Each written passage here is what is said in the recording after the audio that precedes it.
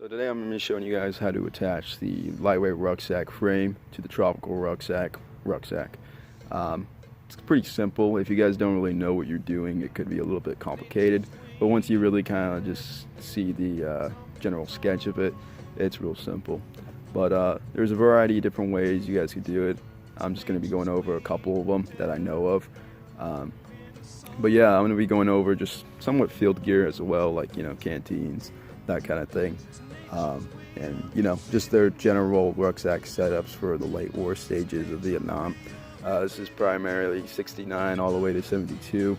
Mostly guys would pretty much ditch the lightweight rucksack and just kind of throw on the tropical because it's much bigger, there's more room, and it's an overall better rucksack. The whole combination is just 10 out of 10. But yeah guys, I'm gonna go ahead and get into it. Pretty much this is just rucksack number one. This is just going to be called the 550 cord rucksack because it's honestly how it's attached. But as you can see, I have 4 knots. They're all connected through the garment right here, as you can see hopefully. The M1910 garment. This might actually mess up your garments, I'm not entirely sure, because honestly the weight is evenly kind of spread out between the upper half and the sides, and even the lower it's attached. But it might ruin your garments, I'm not entirely sure. So far none of mine have pulled out yet, but you never know. But that's honestly at your own risk, I guess. There's other methods you guys can do. You can actually use canteen straps, and most lightweights, most tropicals don't have these canteen straps. And you guys can just buy 2 reproduction center frame straps, and the guy that I buy them from, he's on eBay, and you guys can just ask him like, hey, can you send me 2 and how much would that cost, and he'll send them to you. That's what I did. That's how I got my leech straps. But pretty much you can get the leech straps, attach them up here. You could just use the I can't really think of the name, but the strap that allows the shoulder straps to be adjusted. You can just tie it on, kind of like how I have done it. There's a variety of different ways, but I just kind of chose the 550 cord method because it looks a little bit more cooler. I don't believe I've gone over the knot. This is practically the knot. I got it from Vietnam Reenacting 101. Real cool channel. He never really posts though, but this is practically the knot that I got from him. Really cool. What else? I'm trying to think of a few other things. What I did was I removed the tropical kidney strap or kidney pad or whatever, and I attached it on the upper half because honestly, you're not going to feel it if it's down here. You're going to feel it when it's up here. That's practically the setup. I used the lightweight rucksack quick release straps, and I just attached them to the tropical. Real simple. I've seen a couple of photos. Not really they're not really high quality photos. I've seen one of in Vietnam, but I've seen other where people find relic finds, and they're literally attached somewhat like this, and it's a pretty reliable setup, I do have to say. But yeah, this is practically lightweight rucksack number 1. Okay, this is lightweight rucksack number 2. There's a few differences that I'll point out, but pretty much I used the tropical adjuster straps rather than using the lightweight, and I have 2 methods. At first I literally just looped it through, but I actually tied a knot, and it holds on way better, because prior to that it was really wiggly. So I mean, you guys can do it either way, but this is far more effective than just looping it through. I have I can't think of the name, but it's pretty much like a center frame strap. It's literally only there for comfort. Really cool. And then 550 cord tied on each side, and this whole setup is primarily for a light patrol for maybe a day, maybe 2 days. As you can see, if you guys have ever seen The World of Charlie Company, a couple guys actually have their frames really high, and you see that they don't have any straps or anything like that. So this is practically how you guys would do it if you wanted to have your frame high and just for a light patrol, like I said, a day or 2. But yeah, this is pretty much the setup number 2. I'm just gonna go over some of the field gear and we'll kind of go from there, I guess. So if you guys are probably wondering, what kind of equipment do guys carry on their lightweight rucksacks? Do they carry like 10 canteens? Do they carry a machete and a shovel? Did everybody carry an ammo can? And pretty much, I'm just gonna be showing you guys, this is kind of somewhat of the basic setup for what guys would carry out in the field.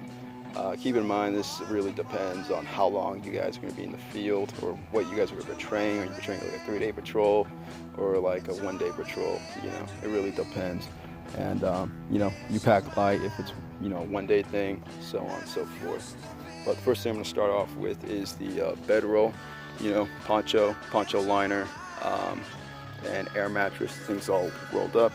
If you guys want to know how to do this roll, I have a video on it. I have it kind of secured with bootlace. You see a lot of guys in the 8th Cavalry doing that. Ed Spooky, he did it himself, and you see a lot of his buddies doing it too. I don't know if anyone else would do it, but primarily 8th Cavalry guys did that. As you can see, there's an array of different types of canteens. The 2-quart, bunch of 1-quarts. I have 3 different patterns of canteens. What you guys are going to want to really stay away from is having M67 canteens.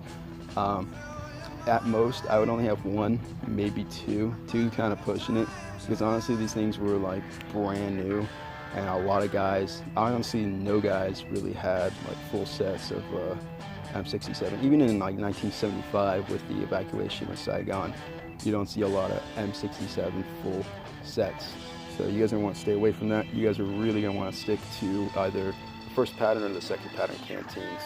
Another thing that will really improve your rucksack setup with having a 2-quart canteen.